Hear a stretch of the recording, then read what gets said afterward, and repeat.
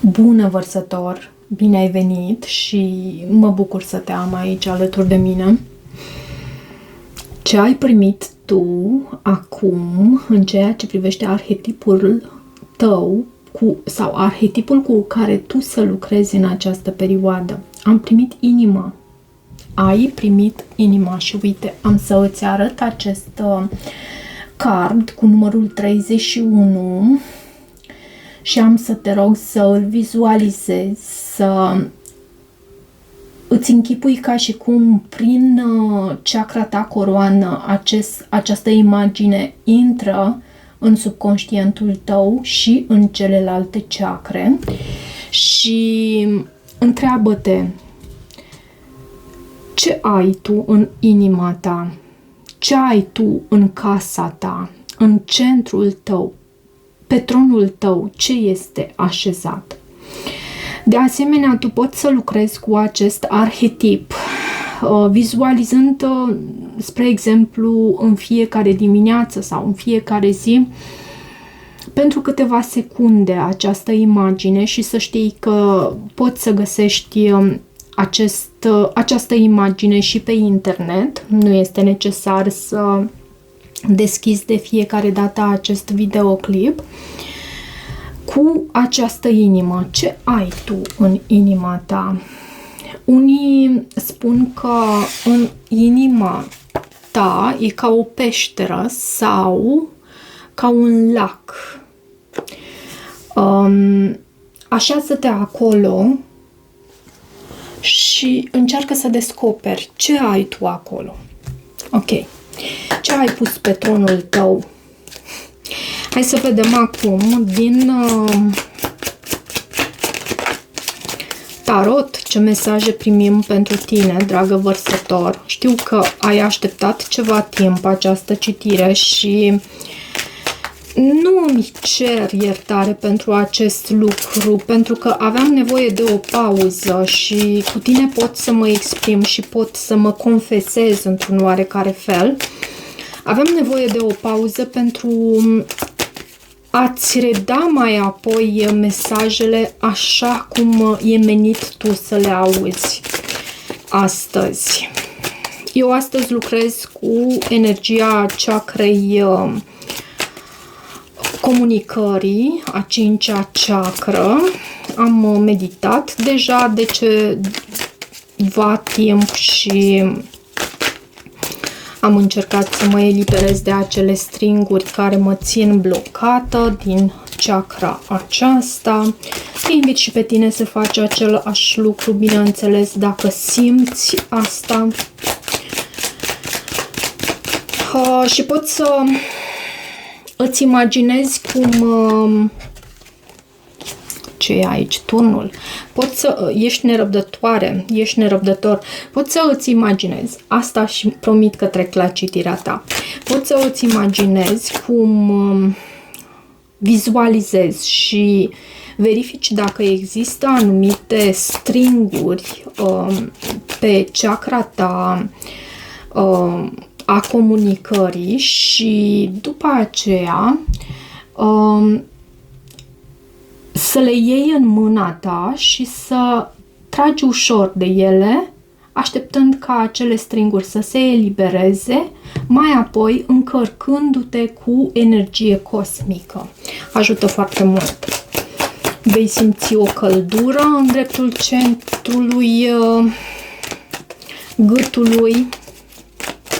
Hai să vedem pentru vărsător.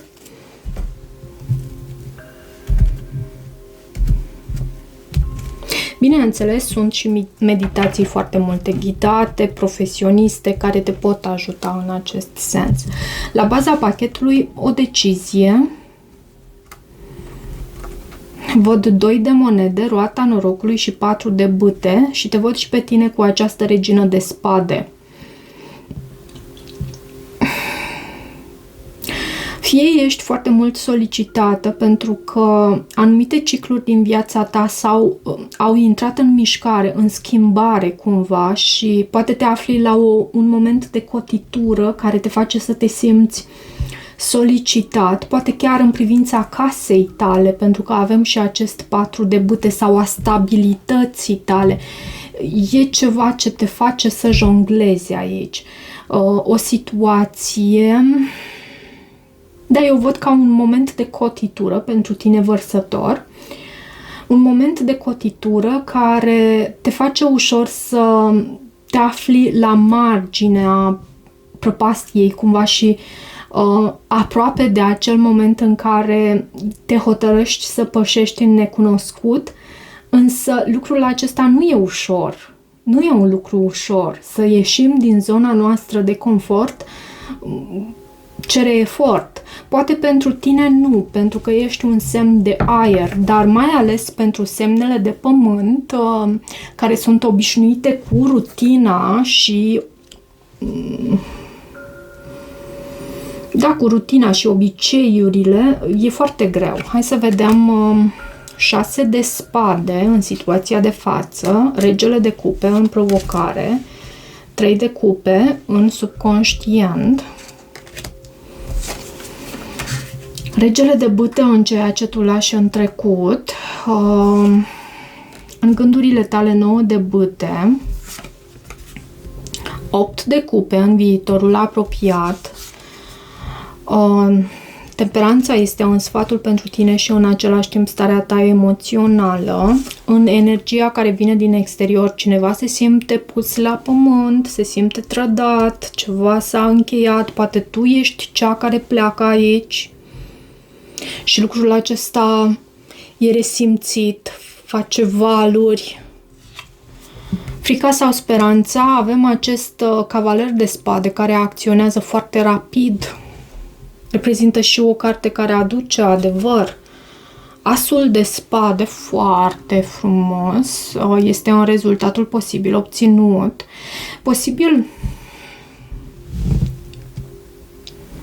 Da, este și o carte a clarității mentale, dar acest as de spade, dar uneori mai vorbește și despre a ridica spada, să zicem așa, a ridica sabia, mâna și a spune stop. Și posibil cineva pune stop aici.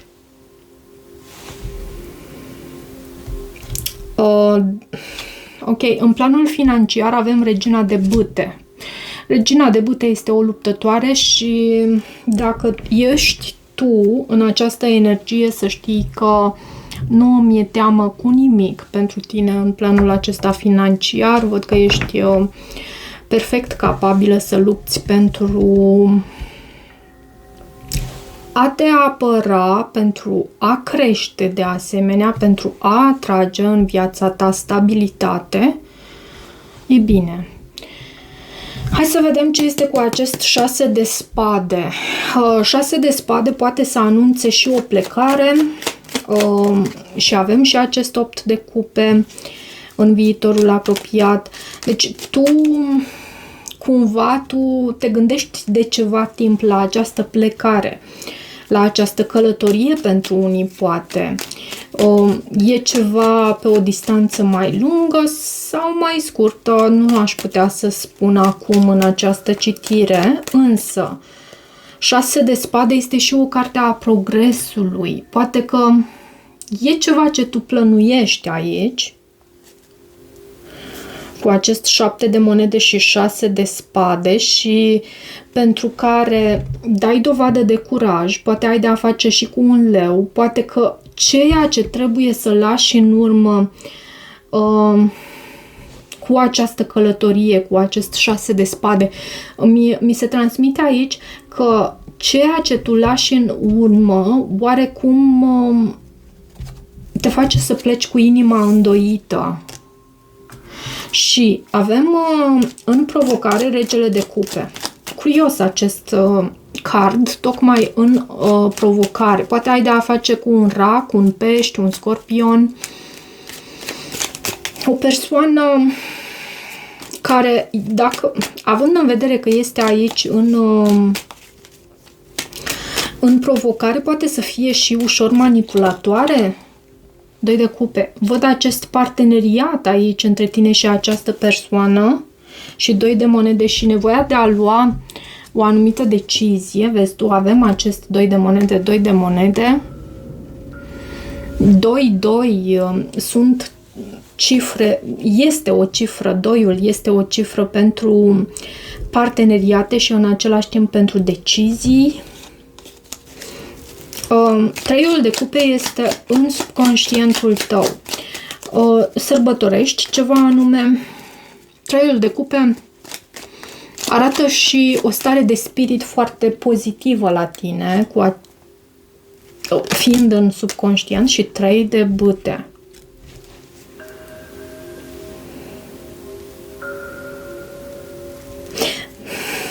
Mai dă-mi o carte aici.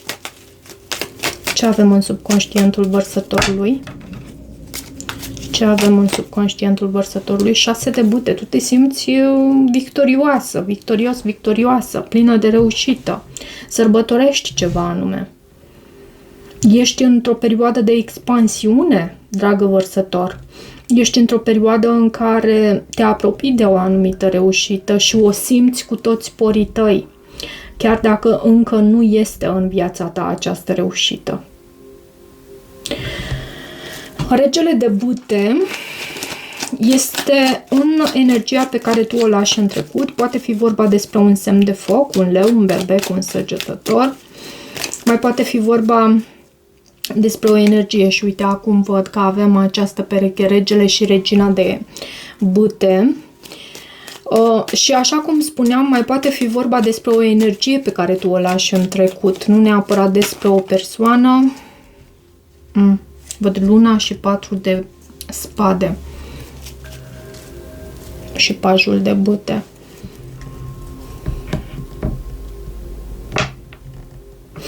E ca și cum aici, cel puțin așa văd acum, e ca și cum ai avut de a face în trecut cu o persoană care te-a ajutat să te recuperezi, să te vindeci, să uiți de tristețe, pentru că există și ceva cu tristețe cu această carte Luna. Prin hățișurile acestea ale întunericului, tu ți-ai găsit un aliat aici. Și asta vedem în trecutul tău. 9 de bâte este în gândurile tale și 9 de bâte, bineînțeles, vorbește despre reziliență. Este războinicul rănit care încă este în picioare și după atâtea lupte e perfect capabil să mai poarte încă una.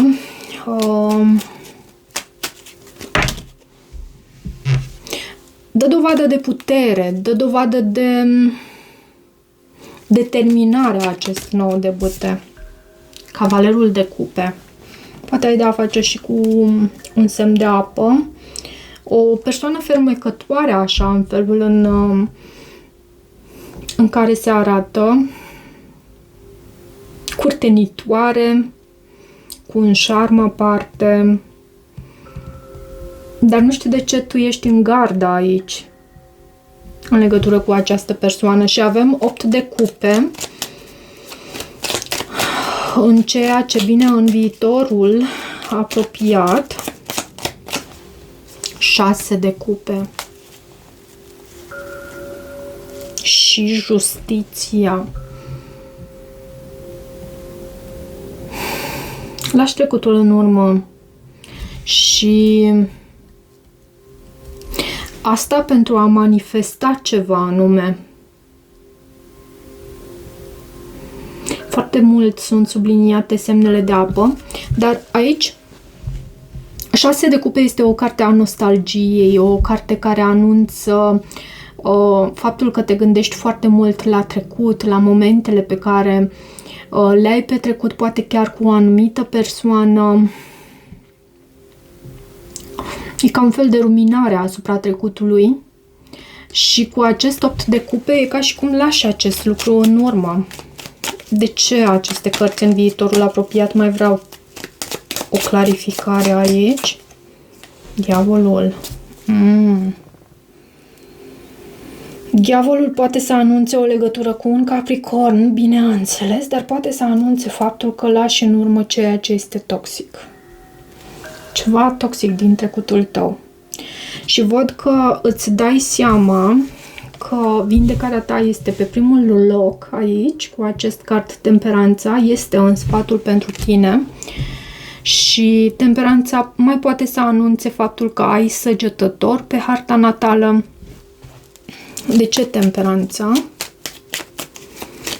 Aici 10 de monede. Și îndrăgostiții avem aici la baza pachetului.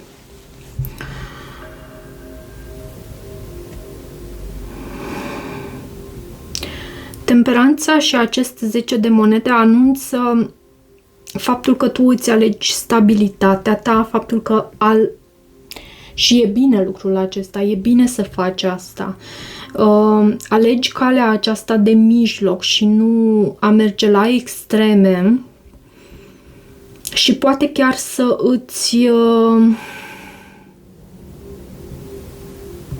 Poate chiar să ți se arate un drum anume pentru tine aici. Cu această carte Temperanța nu știu de ce simt acest lucru. Este o carte a vindecării, a răbdării, a echilibrului, a acceptării, a moderației, așa cum am spus. Și hai să vedem ce este cu acest 10 de spade.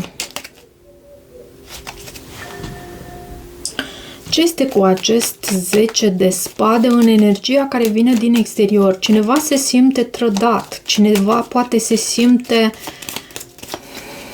jucat, dar văd și doiul de spade și cavalerul de spade. E cineva pus la pământ aici și poate că tocmai în aceste momente în care se simte pus la pământ, simte în același timp că nu... Am să spun ceva aici. Că nu dai neapărat dovadă de compasiune față de această persoană și asta pentru că văd și acest cavaler de spade care comunică, poate să vină cu comunicare foarte severă, foarte rece, foarte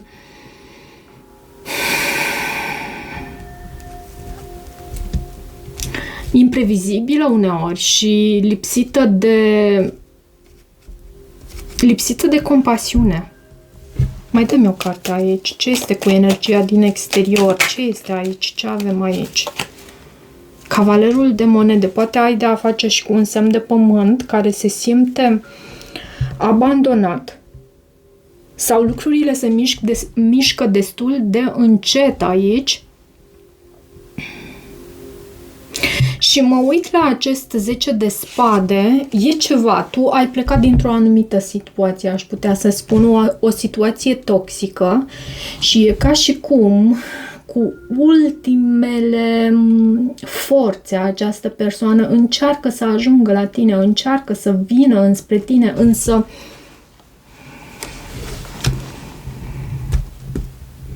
e ca și cum se simte blocată. Lucrurile se petrec foarte încet. O persoană care se simte abandonată aici de tine, să știi. De ce cavalerul de spade în frica sau speranța ta? 3 de spade. Ai grijă să dai dovadă totuși de compasiune. E lucru pe care pot să îl spun aici. Văd și un cavaler de bâte. Să dai dovadă de compasiune, pentru că lucrurile acestea, adică dacă dai dovadă de impulsivitate într-un moment în care cealaltă persoană se simte pusă la pământ, lucrurile acestea pot să ducă la acumularea unei karme pe care nu ți-o dorești. Deci asul de spade, în același timp, dacă este necesar ca tu să te protejezi, bineînțeles, fă ceea ce este mai bun pentru tine. Deci asul de spade, regina de cupe și 7 de cupe. Poate afli un anume adevăr despre această regină de cupe. Și având și acel 7 de cupe, cartea opțiunilor,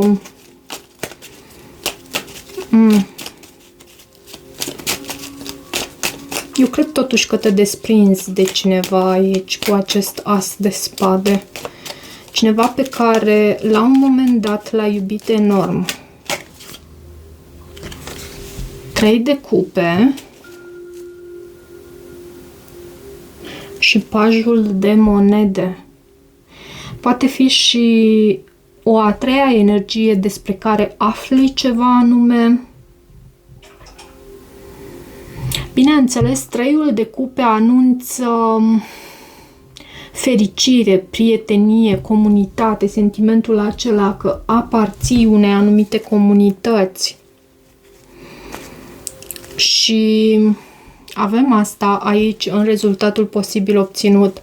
Ce este cu această regină de bâte în planul acesta financiar? Despre regina de bâte în planul financiar am vorbit puțin. Este o persoană puternică, creativă, determinată. 7 de bâte, determinată foarte. Curajoasă, protectivă, știe să se exprime pe sine. Asta avem în planul financiar pentru tine. Și eu cred că lucrul acesta te ajută, e înspre binele tău în planul acesta. Vreau să văd, încheiem cu acest rege de bâte, care reprezintă pasiunea, poate să reprezinte și o persoană, mai ales într-un semn de foc, nu neapărat, însă. Vreau să văd aici pentru tine ce mesaj avem din partea numerelor oracolului acestuia care vine cu numere angelice. Ce număr angelic avem pentru vărsător? 888. Putere personală. Și am văzut aici, mai ales în planul financiar, acest lucru.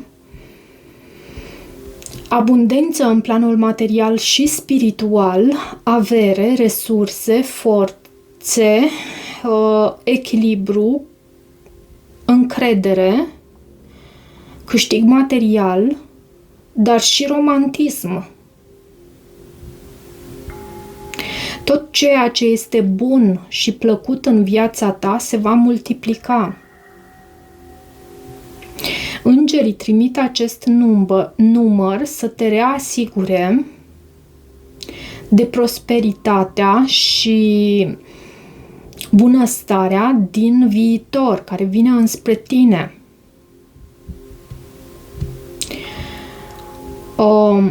Împrejurimile tale te vor trata cu admirație și respect. Probabil se referă la oamenii din jurul tău. Te vor trata cu admirație și respect.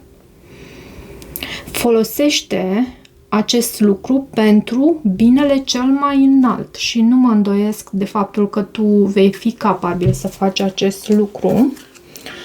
Ok, cam atât pentru tine, dragă vărsător. Dacă tu rezonezi cu acest mesaj, nu uita să te abonezi canalului, să mai treci pe aici, să îmi lași o apreciere și un feedback. Eu îți mulțumesc și toate bune!